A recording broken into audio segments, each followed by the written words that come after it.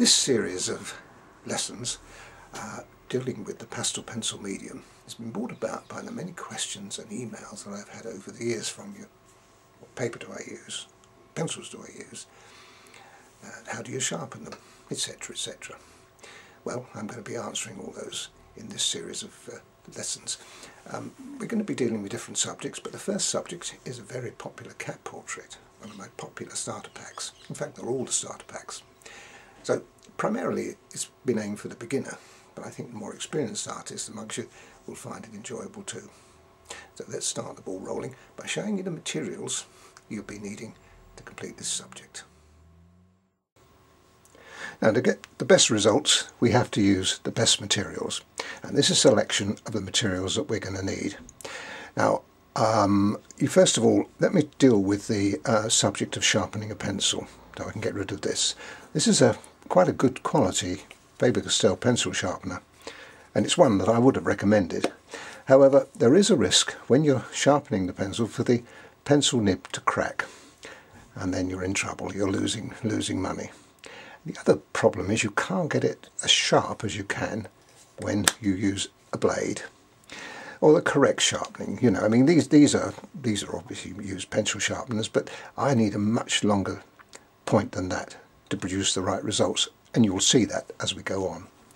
So this is a particular blade that I use. It's a safety razor blade, so that if you're not going to cut yourself. Not easy to get hold of. We sell them on mail order, but they are difficult to get hold of.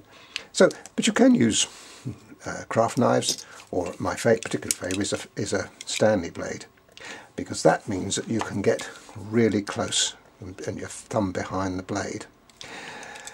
But as I said, I prefer these. So that's the blade. That's the sharpening of the pencils out of the way. Now we can get onto what really matters. The pencils themselves. In this particular picture, this cat, I'm using just 6 pencils. This makes it much easier to understand. Now there's a white, there's a reddy ochre, there's a yellow ochre, black, pink and brown. That's not the correct terminology. That will be coming on the screen in a little while for you to see just what the correct names are. But these are the names that I refer to them to anyway. Okay, so they're Faber-Castell Pitt pastel pencils. They're the ones I use. I don't use any others, although there are as many as 8 on the market. They're the ones I use. If you want the right results, use them. Now, the other thing you'll see me use is this. This is a blender. It's a little rubber tip on it, which is particularly good for blending. You can use paper blenders. I've no objection to them at all. We do sell them, but I actually prefer these majority of the time. So that's what I'm going to be showing you.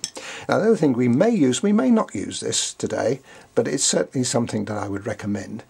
We were out of stock of it for a while, but we've now got them back in stock. So they're double-ended pencil erasers. Now this end has got a soft point, a flexible point, which when you want to rub out something light. And here is a hard point, and it's a bit like the old typist. You remember typing? Well, the old typist rubbers they used to have, much harder. You want to get something dark out, like these darker areas there, you'd use that, because that would take it off. However, I've got to warn you that you can take some of the paper off as well, so you've got to watch that one. But that one's pretty safe. Now I might not use it, but it's there if I do need it.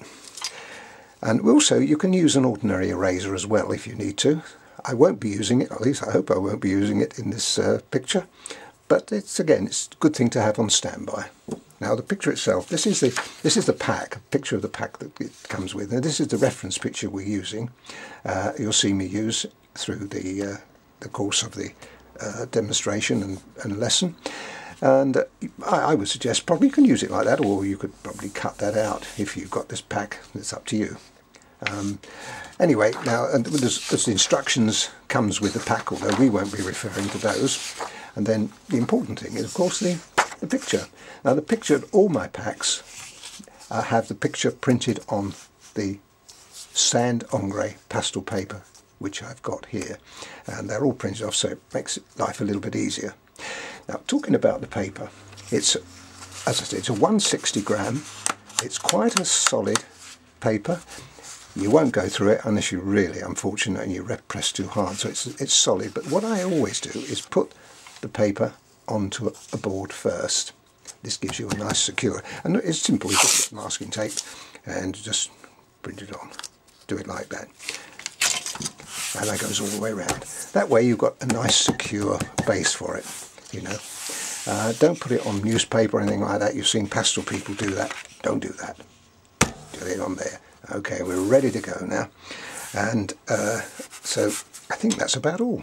Everything else I should be showing you and introducing you as we go along. So let's go.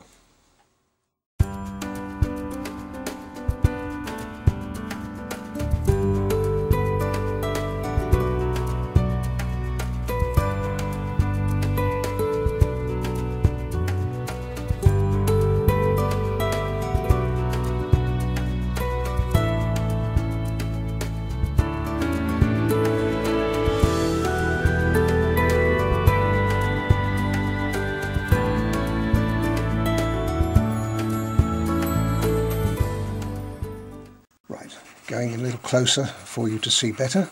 Now I'm putting the white on here in the inner ear, but you notice that you can still see the paper coming through. See that?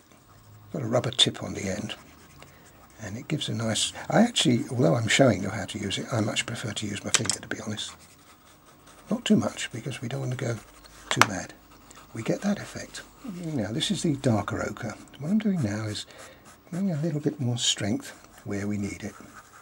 Quite a light touch. You don't need a great deal of weight behind these. A nice, good, strong colour underneath it, like we've got there. Using brown now. In fact, bring it out. Sometimes you have to do that with the picture, just to make it easier to get the desired effect. So we now bring the brown, fade that, so that we get that looking nice, and that's good. Still the richness of that colour down there, that's very important. You'll see why in a little while. We've just got to do the finishing touches to the ear. I've done all round that side to save some time. Maybe a little bit more strength at just that tip. It is a piece of artwork, so your license here is amazing. You can do whatever you want as long as it looks good. So making it colourful is not a bad idea. And here we turn the corner a little bit here, and we go up around here like that, and that fades away. You have to put the white on.